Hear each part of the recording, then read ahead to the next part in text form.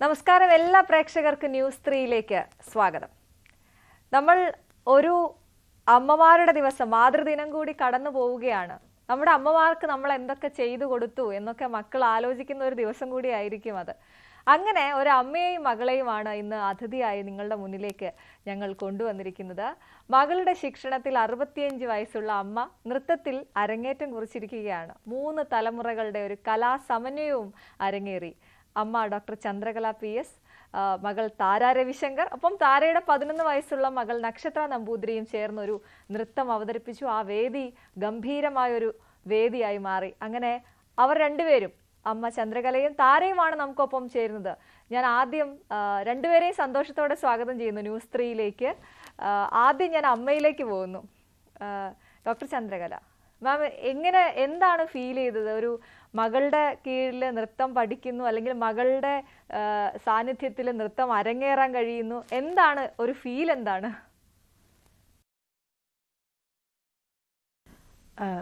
ഒരുപാട് വർഷങ്ങളായിട്ട് താര dance institute നടത്തുന്നുണ്ട്. പ്രോഗ്രാമിനെല്ലാം ഞാൻ തന്നെയാണ് കുട്ടികളുടെ കൂടെ പോകുന്നതും അവരുടെ മേക്കപ്പിലും ഒക്കെ സഹകരിക്കുന്നതും മറ്റുള്ള കുട്ടികളെ ഹെൽപ്പ് ചെയ്യുക, അങ്ങനെയൊക്കെ ഒരുപാട് വർഷങ്ങളായിട്ട്. അപ്പോൾ ഒരിക്കലും ഇങ്ങനെ ഞങ്ങൾ ഒന്നിച്ച് കൊച്ചുമോളുമായിട്ട് ഒന്നിച്ചൊരു പ്രോഗ്രാം ചെയ്യുമെന്നും ക്ലാസിക്കൽ സ്റ്റേജിൽ കയറി അവതരിപ്പിക്കാൻ കഴിയുമെന്നൊന്നും ഞാൻ വിചാരിച്ചില്ല. കാരണം ഒരുപാട് പ്രാരാബ്ധങ്ങളും ജോലി ചുമതലകളും ഉള്ളതുകൊണ്ട് ഞാൻ ഇവർ ഇൻസ്റ്റിറ്റ്യൂട്ടിൽ ക്ലാസ്സിന് ചെല്ലാൻ പറഞ്ഞാൽ ഒരിക്കലും പോകാൻ പറ്റാറില്ല. അങ്ങനെ ഇത് നടക്കുമെന്നൊരു പ്രതീക്ഷ എനിക്കുണ്ടായിരുന്നില്ല.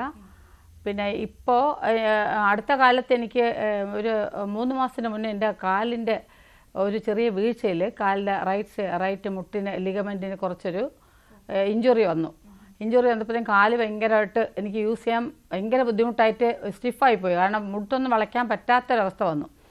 അങ്ങനെ വന്ന അവസ്ഥയിൽ എനിക്ക് തോന്നി ഈ കാല് ഞാൻ ഇനി അങ്ങോട്ട് താഴോട്ടേ പോകുള്ളൂ, ഇമ്പ്രൂവ്മെൻറ്റിന് മുമ്പോട്ട് വരത്തില്ലല്ലോ, പോയത് ഓരോന്നും ഡാമേജ് ആവില്ല. ഇപ്പോൾ ഒരിക്കലെങ്കിൽ ഈ ക്ലാസിക്കൽ നൃത്തത്തിലോട്ട് ഇവരെ കൂടെ ഒന്ന് ചെയ്താൽ കൊള്ളാമെന്നൊക്കെ മനസ്സിൽ ആഗ്രഹം ഉണ്ടായിരുന്നു. അങ്ങനെ ഇരിക്കുമ്പോഴാണ് താര ചോദിച്ചത്, അമ്മ എൻ്റെ കൂടെ കൃഷ്ണനായിട്ട് അമ്മയ്ക്ക് ചെയ്യാൻ പറ്റുമോ, അജിതാഹരെ ചെയ്യാനായിട്ട് ഞാൻ താല്പര്യപ്പെടുന്നു, എൻ്റെ കൂടെ കൃഷ്ണനാവാൻ പറ്റുമോയെന്ന്. അപ്പോൾ ഞാൻ തീർച്ചയായിട്ടും ചെയ്യാൻ പറ്റും. കാരണം കൃഷ്ണന് ഒരുപാട് ഡിഫിക്കൽട്ടായിട്ടുള്ള സ്റ്റെപ്പുകൾ വരുന്നില്ല, അല്ല ഭാവാഭിനയവും ചെറിയ സ്റ്റെപ്പും കാര്യങ്ങളൊക്കെ വരുന്നുള്ളൂ. അപ്പം തുടക്കം അങ്ങനെ ശ്രമിച്ച് നോക്കാമെന്ന് വെച്ച് അങ്ങനെ സമ്മതിച്ചാണ് അവൾ കുറച്ച് മുദ്രകളും കാര്യങ്ങളൊക്കെ ക്ലാസിക്കൽ പഠിപ്പിച്ചു തന്നു. വീട്ടിൽ വെച്ച് ഇൻസ്റ്റിറ്റ്യൂട്ടിൽ പോകാൻ കഴിഞ്ഞില്ലെങ്കിൽ വീട്ടിൽ വെച്ച് കാര്യങ്ങളൊക്കെ പറഞ്ഞു തന്നു. അങ്ങനെ ഞങ്ങൾ ചെറുതായിട്ടൊക്കെ ഒന്ന് ആലോചിച്ചു. അങ്ങനെയാണ് ഈ പ്രോഗ്രാം ചെയ്യുന്നത്. അതിലൊരു ക്ലാസിക്കൽ ഭാഷയിലുള്ള മുദ്രകളും കാര്യങ്ങളും മോള് പഠിപ്പിച്ചു തന്നു, കൊച്ചുമോളും കൂടെ. അങ്ങനെയാണ് ഞാൻ ഈ അജിതാഹരെ ചെയ്യുന്നത്. സ്റ്റേജിൽ അത് 3 പേരും കൂടി ചെയ്യാൻ കഴിഞ്ഞപ്പോൾ മനസ്സിനകത്ത് ഭയങ്കരമായിട്ടുള്ള ഒരു ഇതുവരെ കിട്ടാത്ത ഞാൻ ചെറുതിലേ മുതലേ ഡാൻസ് പഠിച്ചിട്ടുള്ള ആളാണ്. ചെറിയ കുട്ടിയായിരിക്കുമ്പോൾ ഒരു 4ാം ക്ലാസ് മുതൽ 8ാം ക്ലാസ് വരെയൊക്കെ പഠിച്ചു. അത് കഴിയുമ്പോൾ ഞങ്ങളുടെ പഠിപ്പിച്ചിരുന്ന മാഷിന് കല്യാണം കഴിഞ്ഞ് പിന്നെ അന്നൊന്നും ഇതുപോലെ ഡാൻസ് ഇൻസ്റ്റിറ്റ്യൂട്ടും ഒരുപാട് വീട്ടുകാർക്ക് ഇമ്പോർട്ടൻസ് ഒന്നും ഇല്ലല്ലോ. അപ്പോൾ വീട്ടിൻ്റെ അടുത്തുനിന്ന് മാറിക്കഴിഞ്ഞ അടുത്ത് കൊണ്ടുപോകുന്നില്ല, അങ്ങനെ നിർത്തി. പിന്നെ സ്കൂളിലും കോളേജുകളിലൊക്കെ ഞാൻ പ്രോഗ്രാമൊക്കെ കിട്ടുന്ന അവസരത്തിലൊക്കെ ചെയ്യുമായിരുന്നു. എന്നാലും ഈ ക്ലാസിക്കൽ രീതിയിലൊന്നും ഞാൻ പഠിച്ചിട്ടുമില്ല, ചെയ്തിട്ടുമില്ല. അപ്പം അത് ഈ പ്രായത്തിലാണ് എനിക്കത് അരങ്ങത്ത് കയറി അരങ്ങേറാൻ കഴിഞ്ഞത്. അതിലെനിക്ക് ഭയങ്കര സന്തോഷമുണ്ട്. പ്രത്യേകിച്ചും കൊച്ചുമോളാണ് എൻ്റെ കൂടെ രുക്മിണിയായിട്ട് ചെയ്തത്. അവൾക്ക് 11 വയസ്സേ ഉള്ളൂ. അപ്പം ഞങ്ങൾ 3 തലമുറയ്ക്ക് ഒന്നിച്ച് കയറാൻ കഴിഞ്ഞാൽ ഭയങ്കര സന്തോഷം തോന്നി എനിക്ക്. മുമ്പ് ഒന്നും ചെയ്ത പ്രോഗ്രാം പോലെ അല്ല, അതിനേക്കാളും ഭയങ്കര സന്തോഷമാണ് തോന്നിയത്. ശരി, നമുക്ക് താരയോടും കൂടി ചോദിക്കാം. താര, ആദ്യം തന്നെ അഭിനന്ദനങ്ങൾ. കാരണം ഞാൻ ആദ്യം പറഞ്ഞതുപോലെ അമ്മയ്ക്ക് വേണ്ടി എന്ത് ചെയ്തു എന്ന് നമ്മുടെ അമ്മമാർക്ക് എല്ലാ സ്വപ്നങ്ങളുണ്ട് അല്ലേ? അവരുടെയൊക്കെ സ്വപ്നത്തിൽ എപ്പോഴും ആദ്യം പ്രയോറിറ്റിയിൽ നമ്മളായിരിക്കും ഉണ്ടാവുക. നമ്മളെ പഠിപ്പിച്ച് വലുതാക്കണം, നമ്മളെ ഇന്ന പോലെ നടത്തണം, നമ്മളെ നന്നായി കലാരംഗത്തേക്ക് ഉയർത്തണം എന്നൊക്കെ ആയിരിക്കും. പക്ഷെ അധികം മക്കളൊന്നും ചിന്തിക്കാത്തൊരു വഴിയാണ് അമ്മയുടെ സ്വപ്നം എന്തായിരുന്നു, അല്ലെങ്കിൽ അമ്മയ്ക്ക് ഇനി അങ്ങനെ ഒരു ആഗ്രഹം ഉണ്ടോ എന്നൊക്കെ അത് ചോദിച്ച് നടപ്പിലാക്കാൻ കഴിയുന്ന മക്കൾ എത്ര പേരുണ്ടെന്നുള്ളത്. അവിടെ താരയ്ക്ക് വിജയിക്കാൻ കഴിഞ്ഞു. താര പറയൂ, എങ്ങനെയാണ് അമ്മ പോരുന്നോ എൻ്റെ കൂടെ എന്ന് ചോദിക്കണ പോലെ വേദിയിലേക്ക് അമ്മയെ വിളിച്ച ആ ഒരു സാഹചര്യം ഒന്ന് പറയാമോ? അമ്മ ആ, അരങ്ങിന്റെ സൈഡിൽ വെക്കാത്ത ഒരു പെർഫോമൻസ് എന്റെ ചെറുപ്പകാലത്തൊന്നും എനിക്ക് തോന്നി അടുത്ത കാലത്താണ് ആ ഒരു ധൈര്യം എനിക്ക് കിട്ടി തുടങ്ങി. അത് ഒരു പോരായ്മയായിട്ട് തന്നെ പലപ്പോഴും അമ്മ എന്നെ ചൂണ്ടിക്കാണിക്കാറുണ്ട്. എനിക്ക് അമ്മ സൈഡിൽ ഇങ്ങനെ ഒരു നിഴല് പോലെ കാണുമ്പോൾ പെർഫോമൻസ് ചെയ്യാൻ ചെറുപ്പം തൊട്ടേ ഭയങ്കര ഒരു ഉത്സാഹമാണ്. കാരണം അമ്മയാണ് എന്നെ ആദ്യമായി ഡാൻസ് ക്ലാസ്സിൽ കൊണ്ടുപോകുന്നത്. അമ്മയ്ക്ക് ഫുൾഫിൽ ചെയ്യാതെ പോയൊരു ഡ്രീമായിട്ടാണ് അമ്മ എന്നെ ഡാൻസ് പഠിപ്പിക്കാൻ തുടങ്ങുന്നതൊക്കെ. അമ്മ പറഞ്ഞ എനിക്ക് അറിയാവുന്നത് 2.25 വയസ്സിലാണ് നൃത്തം പഠിപ്പിച്ചു തുടങ്ങിയത്. കാരണം അമ്മയ്ക്ക് പിച്ച വെച്ച് തുടങ്ങിയപ്പോ തന്നെ സ്കൂളിൽ ചേർക്കുന്നേക്കാൾ ആഗ്രഹമായിരുന്നു നൃത്തം കളിച്ച് കാണണം എന്നുള്ളത്. അങ്ങനെ എന്നെ ചേർക്കുകയും എനിക്ക് എന്തുകൊണ്ടോ ഈശ്വര കൃപ കൊണ്ടോ എനിക്ക് അതിനകത്തൊരു വലിയ പാഷൻ ഉണ്ടായിരുന്നു. എനിക്ക് നൃത്തം കഴിഞ്ഞേ മറ്റെന്തോ ഉള്ളൂ. അപ്പോ അങ്ങനെ വളർന്ന ഒരാളാണ് ഞാൻ. എൻ്റെ ബാല്യകാലത്തിൽ ഞാൻ ഏറ്റവും കൂടുതൽ സമയം സ്പെയർ ചെയ്ത നൃത്ത വിദ്യാലയത്തിലാണ്. അത് അമ്മ വളരെ കണിശമായിരുന്നു. ഒരു കല്യാണത്തിനോ അല്ലെങ്കിൽ ഒരു ഫംഗ്ഷനോ പോലും ക്ലാസ് കട്ട് ചെയ്തിട്ട് ഡാൻസ് ക്ലാസ് കട്ട് ചെയ്തിട്ട് കൊണ്ടുപോകുന്ന പരിപാടിയില്ല.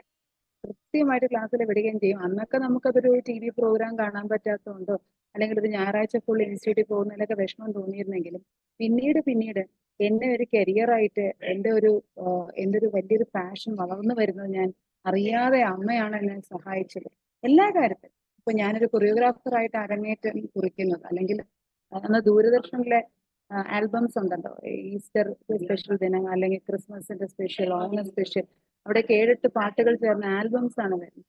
അപ്പൊ ഞാൻ ബാലതാരമായിട്ട് ചെറുപ്പത്തിലെ വന്നത്. അതിനും പിന്നിൽ അമ്മ തന്നെയാണ്. അമ്മയുടെ അഭിനയിച്ച് കാണണം എന്നുള്ള ആഗ്രഹം കൊണ്ട് തന്നെയാണ് അമ്മ എന്നെ ഒരു മൂന്നാം ക്ലാസ്സിലൊക്കെ പഠിക്കുമ്പോഴാണ് അഭിനയിക്കാൻ കൊണ്ടുപോകുന്നത്. അങ്ങനെ ഇരിക്കവേ ഞാൻ അഭിനയിച്ച ഒരു താരാകല്യാണം, രവി വെള്ളത്തോളും ഒക്കെ നായകനും നായികയൊക്കെ ആവുന്ന ദീപ്തം എന്ന സീരിയലിൽ എനിക്കൊരു കൊറിയോഗ്രാഫി ചെയ്യാൻ ഒരു സോങ്ങിന്റെ ഒരു ആക്സിഡന്റലി വന്ന് വീഴുന്നതാണ്. ഇത് ചെയ്ത് നോക്കാമോ എന്നൊക്കെ രീതിയിൽ ഇന്നൊക്കെ വളരെ പരിചിതമായ വർക്ക്ഷോപ്സ് പോലെ അന്നൊരു വർക്ക്ഷോപ്പ് കുട്ടികളുടെ നടത്തിയിട്ടൊക്കെയാണ് അന്ന് ആ കുട്ടികളുടെ സീരിയലൊക്കെ 13 എപ്പിസോഡ് സീരിയൽ വരുന്നത്. അപ്പൊ ആ വർക്ക്ഷോപ്പിൽ വെച്ചാണ് ഈ പാട്ടിനെ കൊറിയോഗ്രാഫിയെ കുറിച്ച് ചോദിക്കുന്നത്. ഞാൻ ആ കൊറിയോഗ്രാഫറായി മാറും. അങ്ങനെ എന്റെ പ്രൊഫഷന്റെ ഈച്ച് ആൻഡ് എവറി കോർണറിൽ അമ്മയുണ്ട്.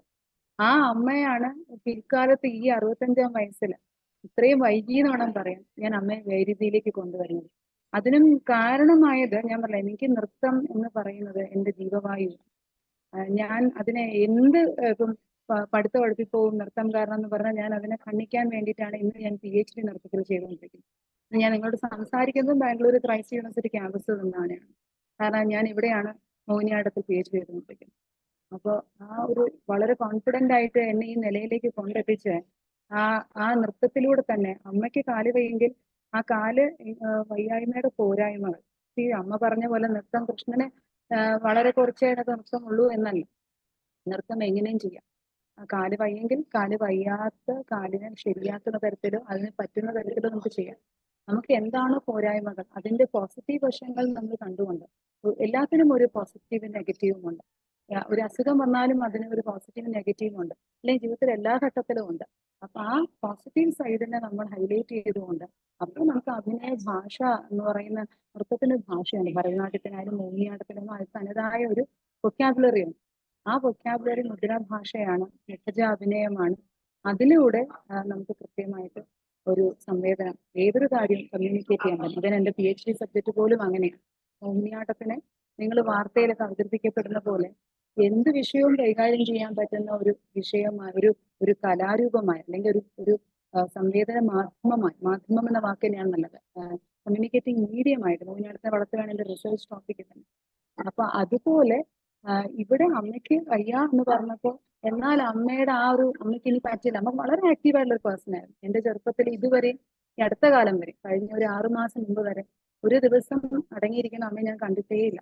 എപ്പോഴും അമ്മ ആക്റ്റീവാണ്. ഒന്നുകിൽ സോഷ്യൽ റിലേറ്റഡ് വർക്കുകളായിരിക്കും, മെഡിക്കൽ ക്യാമ്പുകളോ അല്ലെങ്കിൽ പല സന്നദ്ധ സഹായങ്ങൾ ചെയ്യുന്ന പല ആക്ടിവിറ്റീസ്, സമാജത്തിന്റെ പ്രവർത്തനങ്ങൾ, വനിതാ സമാജം. വളരെ ചെറുപ്പം തൊട്ടേ അമ്മ NGO വനിതാ സമാജവുമായിട്ട് ബന്ധപ്പെട്ട് സോഷ്യൽ ആക്ടിവിറ്റീസ് ചെയ്യുന്നത്. കുറച്ച് പൊളിറ്റിക്സ് ഉണ്ട് അമ്മയ്ക്ക്. ഇതെല്ലാം വളരെ ആക്റ്റീവായിട്ട്. പിന്നെ അമ്മ ഒരു ഹോമിയോ മെഡിക്കൽ പ്രാക്ടീഷണറാണ്. അപ്പൊ അമ്മയ്ക്ക് പേഷ്യൻസ് കാര്യങ്ങൾ അങ്ങനെ ഓൾവേസ് എൻഗേജ്ഡ് ആയിട്ട് നിൽക്കുന്ന, ലൈവ്ലി ആയിട്ട് നിൽക്കുന്ന അമ്മയാണ് എനിക്കറിയാം. ആ അമ്മ ഒന്ന് സ്റ്റെപ്പ് ബാക്ക് ചെയ്തതിന് കാല് വയ്യ എന്ന് പറഞ്ഞിരുന്ന സമയത്ത് എന്നാൽ അമ്മയെ എങ്ങനെ തിരിച്ച് ആക്റ്റീവ് ആക്കാം, അത് എന്റെ മുമ്പിൽ പ്രതിവിധി മുന്നേ ഉള്ള നൃത്തമാണ്. ഞാൻ ഡാൻസ് തെറാപ്പി പ്രാക്ടീസ് ചെയ്യുന്ന ഒരാളാണ്. അമ്മ ഹോമിയോ മെഡിക്കൽ പ്രാക്ടീഷണർ പോലെ ഡാൻസ് തെറാപ്പി എന്ന പ്രാക്ടീഷണർ കൂടിയാണ് ഞാൻ.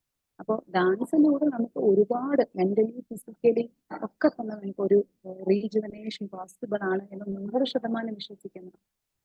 അപ്പോൾ ഫിസിക്കലി വയ്യെങ്കിൽ അതിനെ നമുക്ക് മെന്റലി സ്ട്രോങ് ആക്കിക്കൊണ്ട് ഫിസിക്കൽ പ്രശ്നങ്ങളെ നമുക്ക് പരിഹരിച്ച് അതിലേക്കൊക്കെ വരുമ്പോൾ ഒരു വേദി എന്ന് പറഞ്ഞാൽ 100 ക്ലാസ്സുകൾക്ക് സമാനമാണെന്ന് പണ്ടാരോ പറഞ്ഞു. അപ്പം അത്രയ്ക്ക് പവർഫുൾ ആണ് ഒരു വേദിയിൽ കയറി ഇറങ്ങുക. അമ്മയെ ഞാൻ ആദ്യം വേദി കയറ്റുമ്പോൾ അമ്മ തന്നെ നോക്കാം എന്നുള്ള രീതിയിലായിരുന്നു. അപ്പൊ ഞാൻ വളരെ സീരിയസ് ആയിട്ട് അമ്മ പ്രാക്ടീസ് ചെയ്യണം. ഞാൻ ഇടയ്ക്കിടയ്ക്ക് വീട്ടിൽ തന്നെ അമ്മ ഉള്ളത് കൊണ്ട് ഞാൻ അങ്ങോട്ടും ഇങ്ങോട്ടും പോകുമ്പോഴൊക്കെ പറയും പ്രാക്ടീസ് മുടക്കരുത്, പ്രാക്ടീസ് ചെയ്യണം എന്ന് പറയും. അമ്മയ്ക്ക് അതൊരു ശല്യമായി തോന്നിയിരിക്കാമെന്ന് എനിക്ക് തോന്നുന്നു. കാരണം ഞാൻ ഡാൻസ് ടീച്ചറും കൂടെ ആയതുകൊണ്ട് പ്രാക്ടീസ് എനിക്ക് വളരെ നിർബന്ധമാണ്. അതെന്റെ കുട്ടികളോടായാലും അമ്മയോടായാലും ഞാൻ ഇങ്ങനെ പറഞ്ഞുകൊണ്ടേയിരിക്കും, പ്രാക്ടീസ് ചെയ്യണം, പ്രാക്ടീസ് ചെയ്താൽ മാത്രമേ സ്റ്റേജ് വൃത്തിയാകും. എന്തായാലും അമ്മ നന്നായിട്ട് പ്രാക്ടീസ് ചെയ്ത് അമ്മ സ്റ്റേജിൽ കയറും. അമ്മയ്ക്ക് ആ എല്ലാ ഒരു ആദ്യത്തെ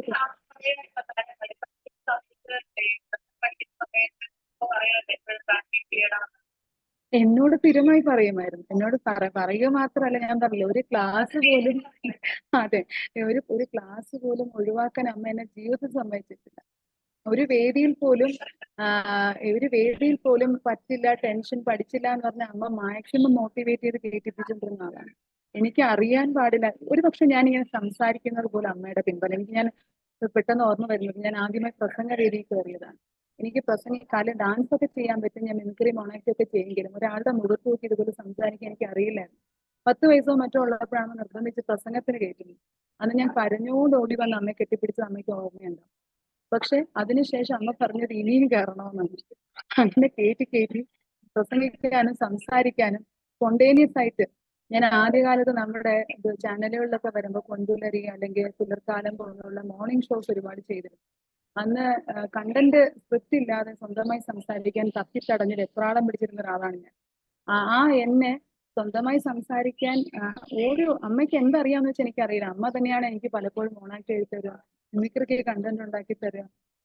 അങ്ങനെ എനിക്ക് പറഞ്ഞാൽ ഒരു എക്സാജറേഷൻ ആയി പോകുമെന്ന് എനിക്കറിയില്ല. ആദ്യമായി മിമിക്രി വേദിയൊക്കെ ഞാൻ ചെയ്യുന്നത് പെൺകുട്ടികൾ മിമിക്രിയിൽ വളരെ വിരളമായിരുന്ന കാലഘട്ടത്തിൽ എനിക്ക് കലാപ്രയോഗമൊക്കെ നേടിത്തന്ന ഒരു മീനമാണ് മിമിക്രി. അത് ചെയ്യാൻ എന്നെ പ്രോത്സാഹിപ്പിച്ചത് ഒരു വേദിയിൽ മിമിക്രി കണ്ടസ്റ്റൻസ് കുറവായിരുന്നു. എനിക്ക് അതിന് പോയിന്റ് കിട്ടുകയാണെങ്കിൽ അന്നൊരു കലാതിലക പട്ടം കിട്ടുമായിരുന്നു. അപ്പൊ അമ്മ എന്നോട് പറഞ്ഞത്, നമുക്ക് ആ സൈഡിൽ പോയി പ്രാക്ടീസ് ചെയ്ത് നോക്കാം, വളരെ സിമ്പിൾ ആണ് മിമിക്രി എന്ന് പറഞ്ഞിട്ട്, ജാവ വളരെ സിമ്പിൾ ആണെന്ന് പറഞ്ഞ പോലെ എന്നെ നിർത്തി കിളിയുടെയും കൊക്കിന്റെയും ട്രെയിൻ പോകുന്നതും ശംഖ് വിളിക്കുന്നതൊക്കെ ഒരു മൂലയ്ക്ക് നിർത്തി പഠിപ്പിച്ചിട്ട് ആ സ്റ്റേജിൽ കയറി ഞാൻ 3ാം സ്ഥാനം നേടി. അന്ന് എനിക്ക് ഉണ്ടാകുന്ന ഒരു കോൺഫിഡൻസ് ഉണ്ടല്ലോ, ഒന്നും അറിഞ്ഞു കഴിയുമ്പോൾ എന്നെ ചെയ്യിപ്പിക്കുമ്പോൾ ആ മോട്ടിവേഷൻ നിന്നുണ്ടാവുന്നത്. അങ്ങനെയാണ് ഞാൻ ഫാൻസി ഡ്രസ് ചെയ്തതും മിമിക്രി ചെയ്തതും. അമ്മ എഴുതിയ സ്ക്രിപ്റ്റുകളാണ് എന്റെ കഥാപ്രസംഗവും മോണാക്റ്റും എല്ലാം. ആ അമ്മയാണ് ഞാൻ ഇന്ന് 65ാം വയസ്സിൽ അരങ്ങത്തേക്ക് കൊണ്ടുവന്ന്. എനിക്കൊരു വേറൊരു ഗുരുനാഥയോ ഇല്ല ആ രംഗത്തൊന്നും. കാരണം ഡാൻസിന് മാത്രമേ ഞാൻ ഒഫീഷ്യലി പോയി പഠിച്ചിട്ടുള്ളൂ. ശരി ശരി, നമുക്ക് എന്തായാലും എൻ്റെ തൊട്ടടുത്ത് ഒരു പ്രൗഡ് മോം ഇരിപ്പുണ്ട്. ഇപ്പോൾ അതൊക്കെ കേട്ട് അമ്മ ഇങ്ങനെ ഭയങ്കര അഭിമാനത്തോടെ ഇരിക്കുന്നത് എനിക്ക് കാണാൻ കഴിയുന്നുണ്ട്. അപ്പോൾ അമ്മയോട് ചോദിക്കുകയാണെങ്കിൽ, അമ്മ, ഞാൻ നേരത്തെ പറഞ്ഞത് ഇപ്പം എനിക്ക് താര സംസാരിച്ചപ്പോൾ പെട്ടെന്ന് ഫീൽ ചെയ്തൊരു കാര്യം, ഇങ്ങനെ ഓരോ വാക്കിലും വരിയിലും ഫീൽ ചെയ്തൊരു കാര്യം കർമ്മ എന്നുള്ളതാണ്. അതായത് നമ്മൾ ചെയ്യേണ്ട സമയത്ത് ചെയ്യേണ്ട കാര്യങ്ങൾ ചെയ്താൽ അത് നമുക്ക് തിരിച്ചു കിട്ടും എന്നുള്ളത് തെളിയിച്ചിരിക്കുകയാണ് മകള്. അപ്പോൾ ഈ താര എപ്പോഴെങ്കിലും അമ്മയ്ക്ക് താര ചോദിക്കുന്നതിന് മുമ്പ് എനിക്ക് നൃത്തം ചെയ്യണം, എനിക്ക് നൃത്തത്തിലേക്ക് തിരിച്ചു വരണം എന്ന് എപ്പോഴെങ്കിലും അമ്മയ്ക്ക് തോന്നിയിരുന്നോ നേരത്തെ? ഞാൻ നൃത്തം പൂർണ്ണമായി ഉപേക്ഷിച്ച ഒരു കാലമില്ല. ഈ സമാജം എന്ന് പറഞ്ഞ വഞ്ചൂർ വനിതാ സമാജത്തിൽ വർഷങ്ങളായിട്ട് എനിക്ക് 20 കൊല്ലമായി കാണും അവിടെ എൻ്റെ ഒരു ഫ്രണ്ട് വഴി ഞാൻ ജോയിൻ ചെയ്തത്. അന്ന് മുതൽ തിരുവാതിരയ്ക്ക് വന്നാലും അവിടെ പ്രോഗ്രാംസ് എന്ത് വന്നാലും ഞാൻ അതിൽ പാർട്ടിസിപ്പേറ്റ് ചെയ്യാതിരിക്കാൻ പറ്റത്തില്ല എനിക്ക്. കാരണം ഉള്ളിൽ എൻ്റെ മനസ്സിൽ ഉള്ള ആഗ്രഹങ്ങൾ, കുട്ടിക്കാലമായിരിക്കുമ്പോൾ നമ്മുടെ വീട്ടിലൊന്നും ഇത്ര ഇമ്പോർട്ടൻസ് ഒന്നും കൊടുക്കില്ല, പഠിക്കണമെന്നല്ല വേറൊന്നും പറയത്തില്ലല്ലോ. അപ്പം മനസ്സിനകത്ത് നടക്കാതെ കിടന്ന ആഗ്രഹങ്ങൾ, ഞാൻ ഒരു പ്രഗ്നൻ്റ് ആയപ്പോൾ ആദ്യം ആഗ്രഹം ഒരു പെൺകുട്ടിയായിരുന്ന എനിക്ക് ഇഷ്ടമുള്ള ഉടുപ്പുകളിടാം, ഡാൻസ് പഠിപ്പിക്കാം എന്ന ആഗ്രഹത്തിലാണ്. ഒരു കുട്ടിയെ കിട്ടിയപ്പോൾ ആദ്യം മോളെന്ന് ഭയങ്കര സന്തോഷമായിരുന്നു. എല്ലാവരും ആൺകുട്ടിയാണ്, ഇല്ല എനിക്ക് പെണ്ണായി ഭയങ്കര സന്തോഷമായിരുന്നു. അതുപോലെ 2.25-3 വയസ്സായപ്പോൾ ഞാൻ കൊണ്ട് ചേർത്തു, റിഗാറ്റ അടുത്ത് ഉണ്ടായത് കൊണ്ട് ചേർത്ത് പഠിപ്പിച്ചു തുടങ്ങി. ഇതെല്ലാം എൻ്റെ മനസ്സിൽ ചെയ്യണമെന്നുള്ള ആഗ്രഹങ്ങളാണ് ഞാൻ മോള് വഴി അത് പ്രാവർത്തികമാക്കിയത്. പിന്നെ അവളെ മുമ്പോട്ട് കൊണ്ട് അവൾക്കും ഭയങ്കര താല്പര്യമായിരുന്നു. ഒരു 1-1.5 വയസ്സാകുമ്പോഴേ ഫിലിം സോങ് ഒക്കെ എടുത്ത് കേട്ടിട്ട് എൻ്റെ ചുറ്റിന് നടന്ന് അന്ന് ചിത്രഗീതമൊക്കെയാണുള്ളത്. ചിത്രഗീതം എന്ന് പറഞ്ഞ് എൻ്റെ ചുറ്റിന് നടന്ന് അഭിനയിച്ച് പാടുമായിരുന്നു. കുഞ്ഞായിരിക്കും അന്ന്, പാടാറൊന്നും ആയിട്ടില്ല. എന്നാലും തെങ്ങിൽ കൈ കൊണ്ട് ചുറ്റി അങ്ങനെയൊക്കെ പാടുമായിരുന്നു. അപ്പോൾ എനിക്കറിയാം ഇവൾക്കൊരു അഭിനയിക്കാനും ഇതിനൊക്കെ ഒരു കലയോട് ഭയങ്കര താല്പര്യം ഉണ്ടെന്നറിയാം. 2-3 വയസ്സൊന്നും ആയി, 2-2.5 വയസ്സൊക്കെ ആയപ്പോഴേ ഭയങ്കര അഭിനയമാണ് വീട്ടിൽ. ആര് വീട്ടിൽ വന്നാലും സീക്രട്ട് പറയട്ടോ എന്നും പറഞ്ഞ് ചെവി ചെന്ന് സീക്രട്ട് പറയലും, അങ്ങനെ ഭയങ്കര അഭിനയത്തോട് ഭയങ്കര താല്പര്യമാണ്, ഡാൻസും ഒക്കെ. അങ്ങനെ എങ്ങനെയെങ്കിലും ഞാൻ ഇങ്ങനെ 2.25 വയസ്സാക്കി. ആ സമയത്ത് കൊണ്ട് വെക്കേഷൻ അങ്ങോട്ട് വന്നപ്പോഴും അവിടെ ആക്കിയത്. പിന്നെ നിർത്തിയിട്ടേ ഇല്ല. അവൾക്കും അതിൽ ഭയങ്കര താല്പര്യമായിരുന്നു. ഇപ്പോൾ അവൾ 3 പഠിക്കുമ്പോൾ അവളൊക്കെ 2 വർഷങ്ങൾ കൂടിയ പിള്ളേരുമായിട്ടാണ് പ്രോഗ്രാമിനൊക്കെ പങ്കെടുത്തുകൊണ്ടിരുന്നത്. കുറച്ചും കൂടെ ഒരു ഇൻട്രസ്റ്റ് അതിലുണ്ടായിരുന്നു. കളിക്കണം എന്നും അതിൽ മുമ്പോട്ട് വരണമെന്നൊക്കെ നമ്മൾ ഒരുപാട് പ്രഷർ ചെയ്യാതെ തന്നെ താല്പര്യമുള്ളൊരു കുട്ടിയായിരുന്നു. അങ്ങനെയാണ് അതിലോട്ട് കൊണ്ടുവന്നതും. പിന്നെ അവളുടെ ഓരോ ഘട്ടത്തിലുള്ള വളർച്ച എൻ്റെ മനസ്സിൽ ആനന്ദം കൂട്ടിക്കൊണ്ടിരുന്നു. കാരണം ഞാൻ മനസ്സിൽ ആഗ്രഹിച്ചത് പോലെ എൻ്റെ മോളിൽ കൂടെ കാണാൻ പറ്റുന്നുണ്ട്. അപ്പോൾ അവൾ ഓരോ ഘട്ടവും കടക്കുമ്പം ഒരു ഭയങ്കര സാറ്റിസ്ഫാക്ഷൻ ജീവിതത്തിൽ അങ്ങനെയായിരുന്നു. താരയുടെ അച്ഛൻ്റെ കലയോട് അത്ര ഒരു ഭയങ്കര താല്പര്യമുള്ള ആളല്ല. പഠിക്കണം എന്നുള്ളതേ ഉള്ളൂ. അപ്പോൾ അവിടെ എനിക്ക് ശകലം ഒരു ബുദ്ധിമുട്ടും ഒക്കെ വന്നിട്ടുണ്ട്. കാരണം ഇത് മുമ്പോട്ട് കൊണ്ടുപോകുമ്പം കുറച്ചൊരു താല്പര്യക്കുറവ് പുള്ളി പറയുമ്പോൾ എനിക്കത് കുറച്ച് കുറച്ച് നല്ല സൗകര്യമായിരുന്നില്ല കേട്ടോ മുമ്പോട്ട് പോകാൻ. എങ്കിലും ഞാൻ എൻ്റെ ആഗ്രഹങ്ങളെ ഞാൻ തള്ളി കൊണ്ടുപോയി മുമ്പോട്ട്. അവൾ നല്ല രീതിയിൽ പഠിച്ചു വന്നു. ഡാൻസിലൊക്കെ നല്ല മിടുക്കിയായി. പിന്നെ പഠിച്ചു വന്നപ്പോൾ അതിൽ തന്നെ ജീവിതത്തിലും ഉടനീളം അത് കൊണ്ടുപോകണമെന്നുള്ള മോഹം അവളിലും വന്നു. അങ്ങനെയാണ് വളർന്ന് പിന്നെ ചെറിയ കുട്ടിയായിരുന്നപ്പോഴേ എൻ്റെ പരിചയത്തിലും അങ്ങനെയൊക്കെ ഉള്ള ഇതിൽ ഇങ്ങനെ പ്രോഗ്രാംസൊക്കെ ചെറുതായിട്ട് വന്നു തുടങ്ങി. അതിൽ ഒരു ക്യാമ്പിന് പോയിട്ടാണ് ആ സീരിയലിൽ ഇത് വരുന്നത്. ദളങ്ങൾ എന്ന് പറഞ്ഞ സീരിയലിലാണ് ആദ്യം കൊറിയോഗ്രാഫി ചെയ്യുന്നത്. അതിൽ 2 പാട്ട് കൊറിയോഗ്രാഫി ചെയ്തു. അന്ന് ഫ്രോക്കൊക്കെ ഇട്ട് 10-11 വയസ്സ് തന്നെ ആയിട്ടില്ല അവൾക്ക് ആദ്യം കൊറിയോഗ്രാഫി ചെയ്യുമ്പോൾ. അങ്ങനെ പിന്നെ അല്ലാതെ വേറെ 2-3 ആൽബം സോങ്സിലൊക്കെ കൊറിയോഗ്രാഫി ചെയ്തിട്ടുണ്ട്. അതിലൊക്കെ നല്ല എക്സ്പേർട്ടാണ്. ചെറിയ കുട്ടി നിന്നും കുറെ കൂടെ വലിയ പിള്ളേർക്കൊക്കെയാണ് പറഞ്ഞു കൊടുത്തുകൊണ്ടിരുന്നത്. ഞാനൊരു കാര്യം പറയട്ടെ, ഞാൻ അമ്മയോടും മകളോടും 2 പേരെ കുറിച്ചുമാണ് ചോദിക്കുന്നത്. അതായത് ഞാൻ താരയോട് ചോദിക്കുന്നത് താരയുടെ കാര്യം, അമ്മയോട് ചോദിക്കുന്നത് അമ്മയുടെ കാര്യം. പക്ഷെ പറയുന്നത് നേരെ ഓപ്പോസിറ്റാണ്. ഞാൻ അമ്മയോട് താരയെക്കുറിച്ച് ചോദിച്ച പോലെ താരയെക്കുറിച്ച് ഇങ്ങനെ നിർത്താതെ പറയുകയാണ്, താര അമ്മയെക്കുറിച്ച് നിർത്താതെ പറയുകയാണ്. താര എനിക്ക് ഭയങ്കര സന്തോഷം. ഒരു കാര്യം, ഈ നിങ്ങൾ 2 പേരെയും ഇങ്ങനെ ഇൻ്റർവ്യൂ ചെയ്യാൻ പറ്റിയതിൽ വലിയ സന്തോഷം. വേറൊന്ന് എടുത്തു പറയേണ്ടത്, നേരത്തെ ഒന്ന് പറഞ്ഞു പോയി എങ്കിലും അത് കുറച്ചുകൂടി വിശദീകരിച്ച് പറയണമെന്ന് തോന്നിയത്, ഇതിന് കാരണമായ ഒരു സംഭവം ഉണ്ടല്ലോ, കാലിന് സുഖമില്ല, കാല് ഒന്ന് വീണതിൻ്റെ കാര്യം പറഞ്ഞു. അപ്പോൾ മ്യൂസിക് തെറാപ്പിയെക്കുറിച്ച് പറഞ്ഞു, ഡാൻസ് തെറാപ്പിയെക്കുറിച്ച് പറഞ്ഞു. അപ്പോൾ അതൊന്ന് വിശദമായിട്ട് പോകണമെന്ന് എനിക്ക് തോന്നുന്നു. കാരണം അമ്മയുടെ അങ്ങനൊരു ഇത് വന്നപ്പോൾ എനിക്ക് അമ്മയെ എങ്ങനെ തിരിച്ചു കൊണ്ടുവരാൻ പറ്റുമെന്ന് ഞാൻ ചിന്തിച്ചപ്പോൾ എൻ്റെ കയ്യിലുള്ളത് ഡാൻസാണ് എന്ന് പറഞ്ഞു. അപ്പോൾ അത് അമ്മയ്ക്ക് എങ്ങനെ അന്നിപ്പോൾ ഒട്ടും ഇപ്പോൾ ഡോക്ടർക്ക് അന്ന് എന്തായിരുന്നു അവസ്ഥ, എന്തായിരുന്നു അത്, വേദിയിലേക്ക് എത്തുമ്പോൾ എന്തൊക്കെ കാര്യങ്ങൾ ബുദ്ധിമുട്ടുണ്ടായിരുന്നു, അമ്മയുടെ ആ സമയത്തുള്ള കാര്യങ്ങളൊക്കെ ഒന്ന് പറയാമോ? എന്നെ സംബന്ധിച്ചിടത്തോളം ഞാൻ പറഞ്ഞല്ലോ, ഞാൻ മെഡിസിൻ ബാക്ക്ഗ്രൗണ്ട്, എൻ്റെ അച്ഛനും അമ്മയും മെഡിസിൻ ആണെന്നും അവരുടെ ബ്രദേഴ്സ് സിസ്റ്റേഴ്സ് ഒക്കെ ഒരുപാട് പേര് ഡോക്ടേഴ്സ് പല സ്ട്രീമിലും, ആയുർവേദം, എൻ്റെ ഗ്രാൻഡ് ഫാദർ ആയുർവേദമായിരുന്നു. അപ്പം എനിക്ക് ചെറുപ്പം തൊട്ടേ മെഡിക്കൽ അവയർനെസ് ഇങ്ങനെ സംസാരത്തിൻ്റെ കണ്ടന്റിൽ ഒരുപാട് വരുന്നുണ്ട്. ഇതും എൻ്റെ ഡാൻസ് വരെ, ഞാൻ എല്ലാത്തിനും എൻ്റെ ഡാൻസ് വരെ കണക്ട് ചെയ്യുന്നൊരു സ്വഭാവം എനിക്കുണ്ട്. അങ്ങനെ ഒരു റിസർച്ച് മൈൻഡ്, അതുകൊണ്ടാണ് അങ്ങനെ ഒരു കണക്ഷൻ വന്നത്. മ്യൂസിക് തെറാപ്പി കൈതപ്രം ദാമോദരൻ നമ്പൂരി എൻ്റെ ഹസ്ബൻഡിന്റെ അമ്മാവനാണ്. അദ്ദേഹം ചെയ്യുന്നത് എനിക്ക് കൃത്യമായിട്ട് അറിയാം. അപ്പോൾ അദ്ദേഹം പല മ്യൂസിക് വലിയ വലിയ കണ്ടന്റിലേക്കൊക്കെ ഇറങ്ങി ചെല്ലുകയും ഒരുപാട് പാലിയേറ്റീവ് കെയർസ് ഒക്കെ ചെയ്യുമ്പോൾ ഞാൻ വെച്ചു why can be do with dance എന്നുള്ളൊരു തോട്ടിൽ നിന്നാണ്.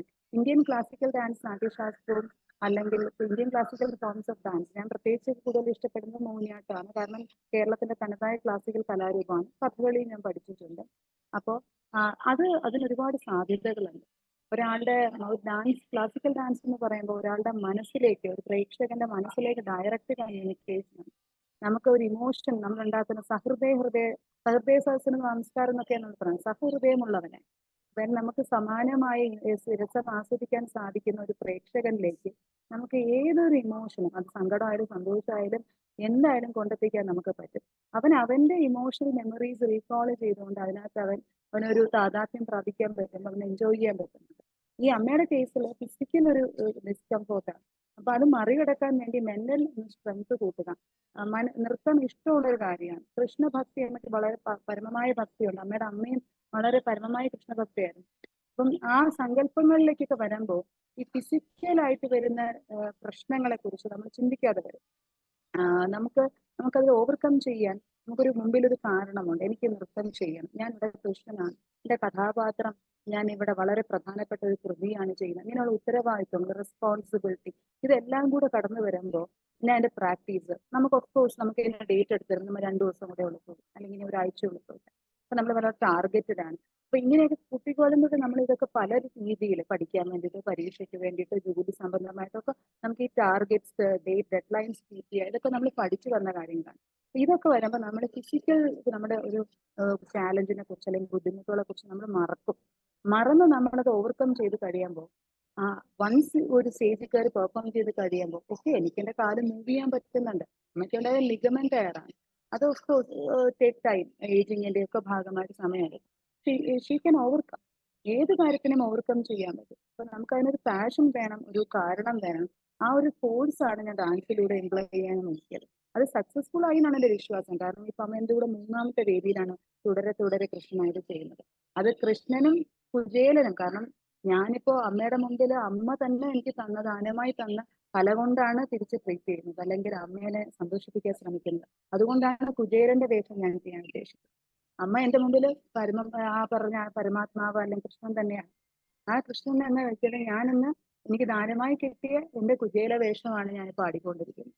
മാത്രമല്ല എന്റെ മുമ്പിൽ ഇപ്പൊ ഞാൻ കുചേലൻ എന്ന് പറയുമ്പോൾ എന്റെ നെല്ലിയോട് വാസു നമ്പൂരി സാറിന് ഓർത്തേ പറ്റുള്ളൂ. അദ്ദേഹം ആണ് എന്റെ കഥകളി ആശാൻ.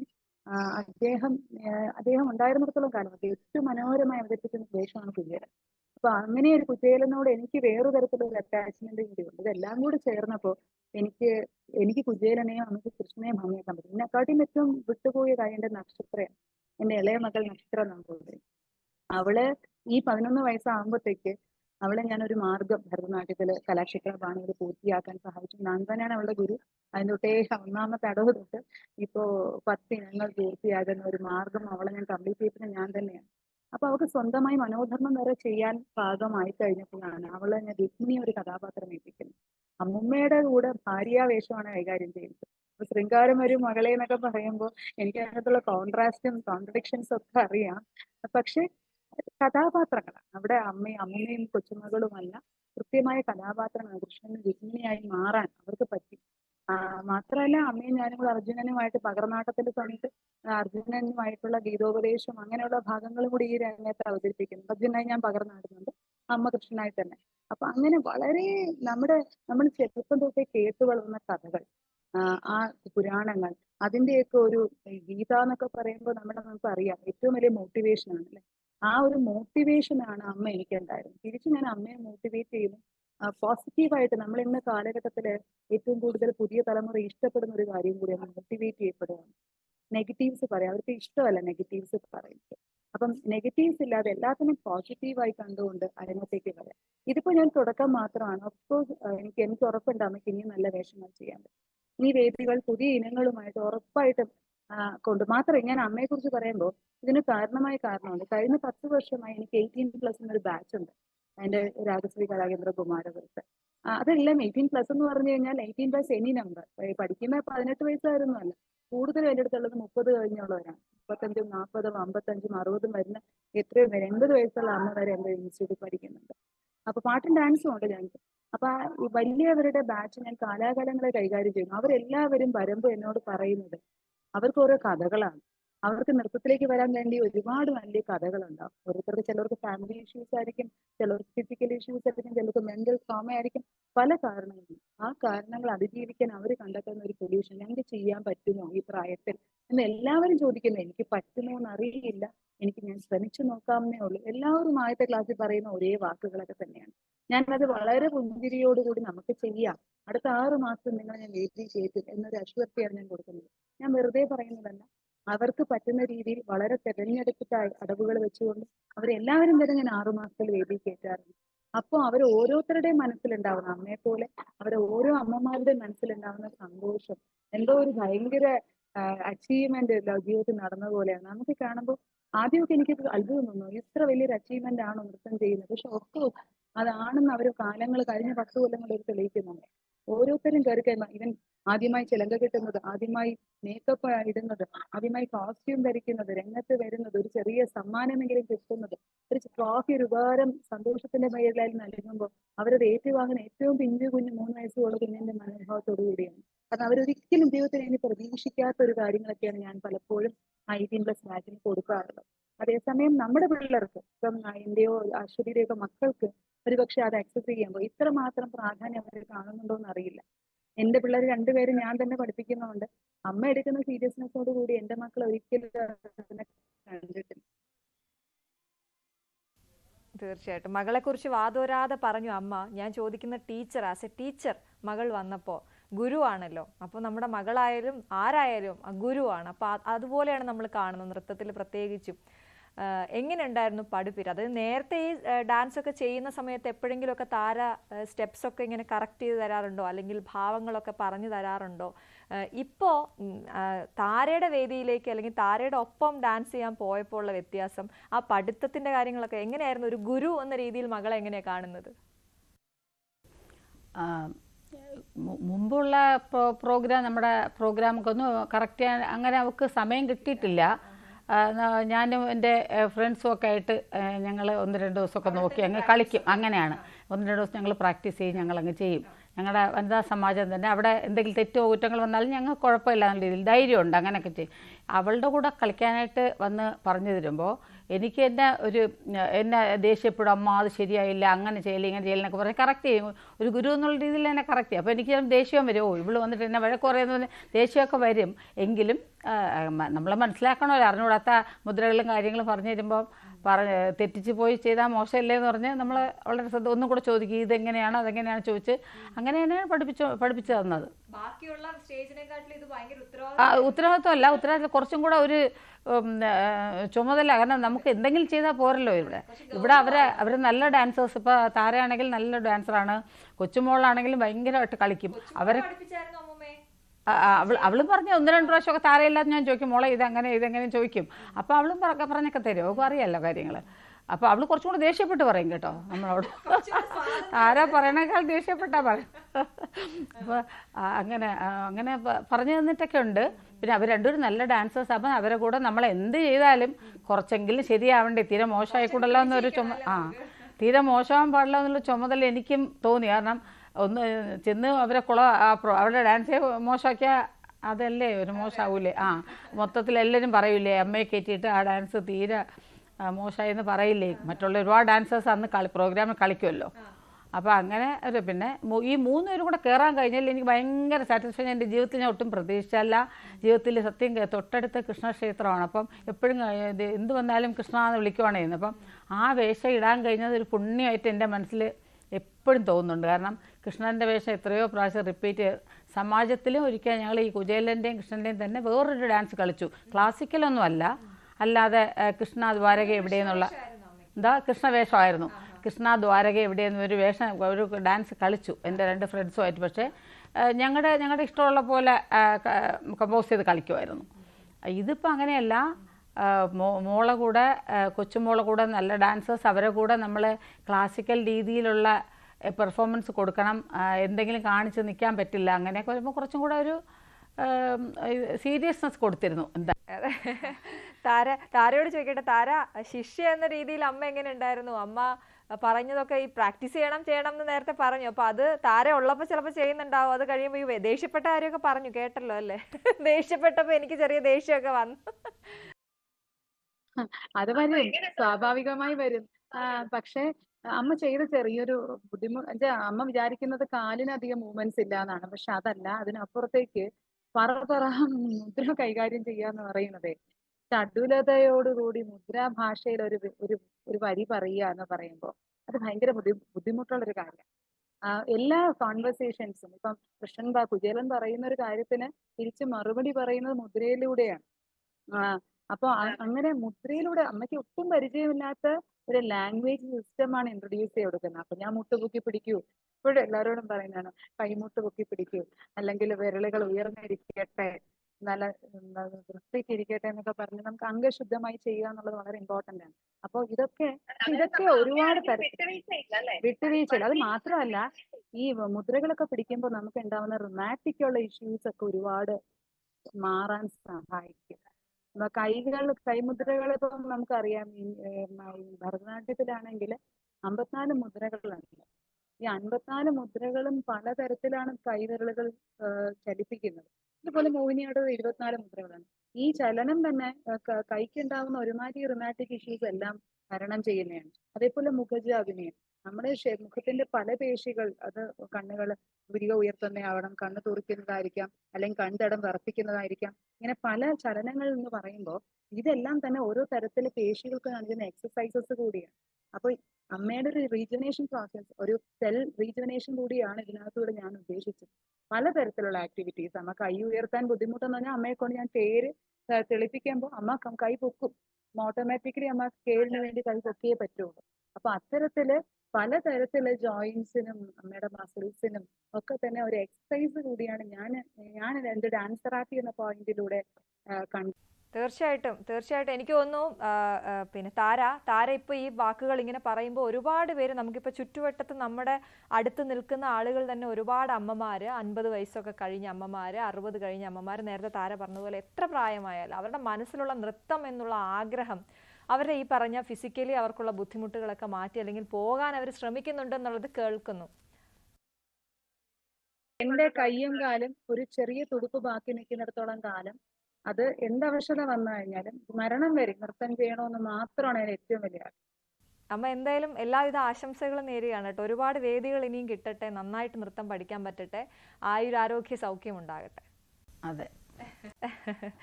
ശരി, അപ്പോൾ മറ്റൊരു അതിഥിയുമായി വീണ്ടും കാണാം. ന്യൂസ് 3 പൂർണ്ണമാവുകയാണ്. നമസ്കാരം.